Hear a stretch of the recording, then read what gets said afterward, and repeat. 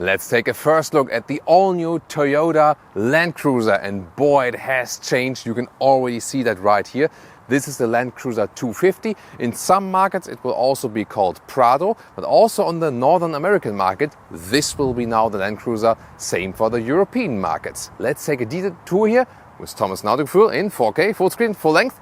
Let's go with this really strong front, a rugged design, and Toyota claims it is more off-road capable and more on-road capable than ever before. How is it possible? Let's dig into the details. Here, these round headlamps, this is a special styling for this first edition model here.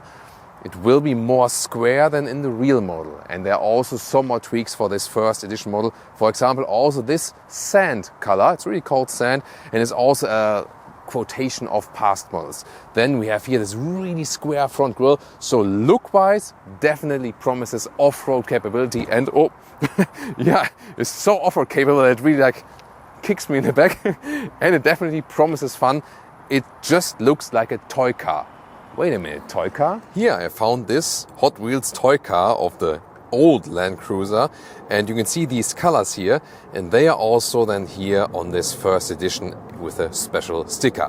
Why not? The length here at 4.92 meters or 194 inches, and the interesting thing is the bigger brother, the J300, is not so much longer or bigger anymore. It's more about the features and engines and so on. Before that there was a bigger difference actually. Here 18-inch wheels in somewhat, let's say, light all-terrain tires, but they're really fitting to the vehicle, black alloys on the inside, and this massive side step here. So once again, this rugged square look is continued here, also with the contrasting roofline. Off-road features and facts, yeah, I still have it in my hand. 31 degrees is the approaching angle, 22 degrees the descending angle. Let's take a look at the rear, where we have nice new signature here of these tail lamps. And another sister model of this one is, by the way, the Lexus GX. And in markets where they also offer the bigger Land Cruiser, which is not so much bigger anymore, then you also have this Prado badging, Land Cruiser Prado. This will, for example, appear in Australia, New Zealand and so on, in Japan. But in the US and in Europe, it will just look like this. What do you think about the styling of the new Land Cruiser? Tell me. All-wheel drive and transfer case is of course always standard. That just belongs to this Land Cruiser, this off-road icon. But new thing is that in the front you can now decouple or turn off the front stabilizer. That's also another thing for off-road use, and so you don't have to set up a car for off-road only and then it's maybe worse on-road. Here it kinda serves both purposes. Ground clearance at 22 centimeters or almost 9 inches, where you can see that this here the side part is never the lowest part of the vehicle. Then towards the rear, there's also a nice feature, these mud flaps here, or like also against dust when you drive really fast on gravel roads and so on, they keep the dust emission a little bit lower. Turning indicators in the front, this vertical styling, also pretty rugged look.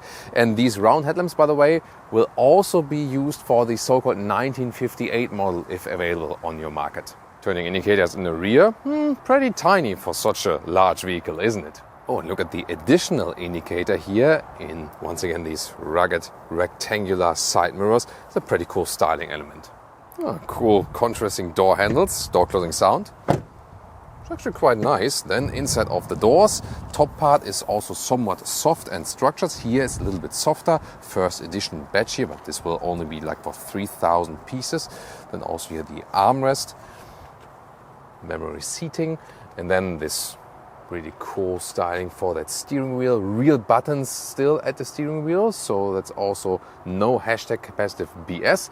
Electric steering column, I can show you that when we power up the vehicle. And also first time electric power steering for a Land Cruiser. This will of course also help in on-road driving. These air vents here are designed in a more like sports car design, I would say, like this round turbine style, definitely. And the seats, base version would come with fabric, mid-trim with Softex, that's the high-grade leatherette. And as my info goes, this is supposed to be animal skin in the first edition here. Quality, however, doubtful. I would rather than go for the fabric seats or for the mid-trim Softex. Seating position, upright, command driving position. Oh, when you look outside the window and you see these square dimensions on the outside, it's just like, let's go off-roading. It's so much fun. Like, it has some emotional factor, definitely. Then here, still a lot of headroom left when you're still 189 or 6'2". Interior cockpit overview. Really, the exterior design is mirrored in the interior design. That's pretty cool, actually. Soft touch here, soft touch there. So also actually good from the build quality and so on. The air vents, how you control them like this. Either 8-inch would be the base infotainment. This is the 12.3-inch infotainment. Can also be standard for markets where they only offer high trim digital instruments. And let's take a detailed look here. I really like this climate unit here. Seat heating, seat cooling will also be available for mid-trim soft-deck seats, and also a real climate unit up and down, so easy, straightforward, and looks quite cool.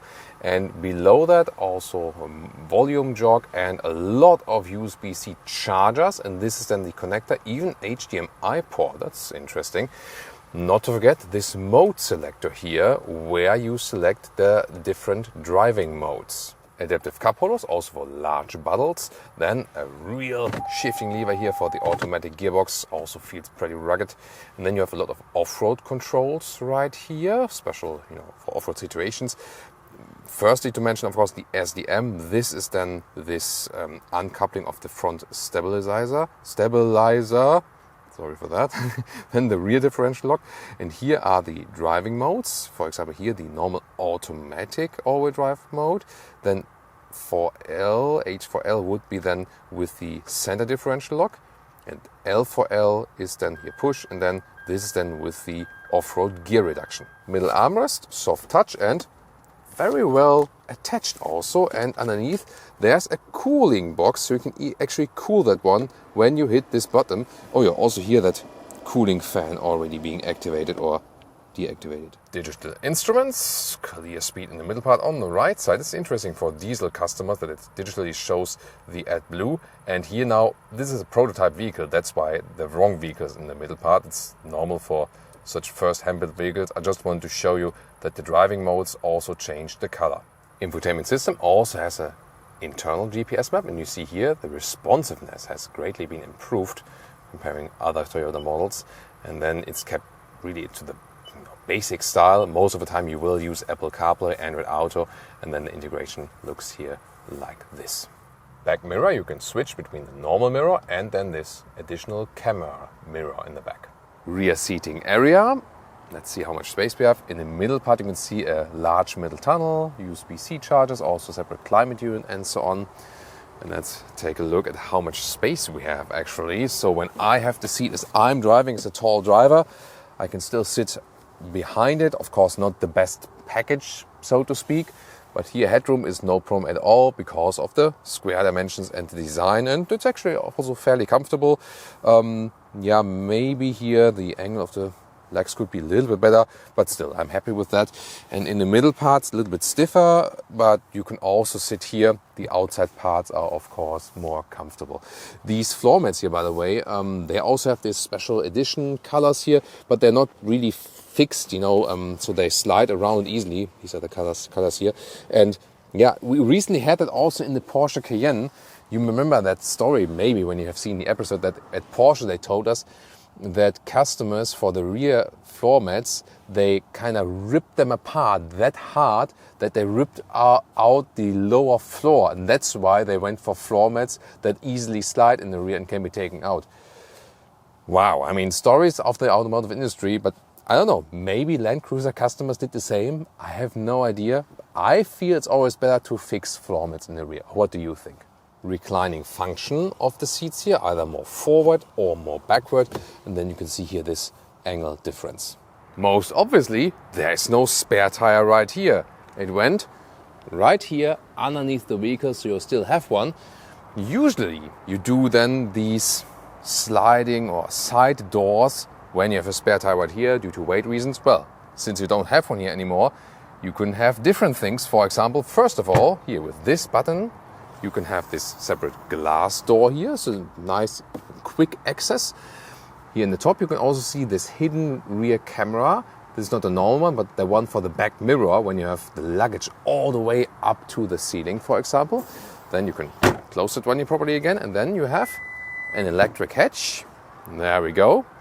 and then with the full trunk, and the measurements are here a little bit more than 1.40 meters in length, even near 120 in meters, or it's like 47 inch in width, a little bit closer than here. So this is very well usable indeed. And the even cooler thing is, of course, you can fold the bench. Here we have the controls for the third seating row right here, and then we can fold up, there we go, and maybe move the camera here to the other side, because then you can see how the lower part here comes up. Look at that, that's really magic. And wait for it, there we go. That's actually quite cool, right? And you can do that with both seats. And yeah, then of course hardly any trunk space is left behind, but then we can use the third row. Now the third seating row, and you can see how the entry mechanism works here already on your side. I can do the same on my side here. So I fold this one down and keep going, and then this one folds up completely, and then I can have the access right here. There's a nice area here. Then I can also fold up the head restraints like this, easy and manual. And I can also put back this one here, because I want to show you how much legroom I still have or not. So here we go, and let's also put it in a way that someone could sit there. And you can see here, I can sit here also as a tall adult. Not most comfortably, but also headroom wise, yeah, my hair is touching the seating barely, so it works indeed for 7 tall adults. So yeah, 7-seater is available. Obviously, you can see that.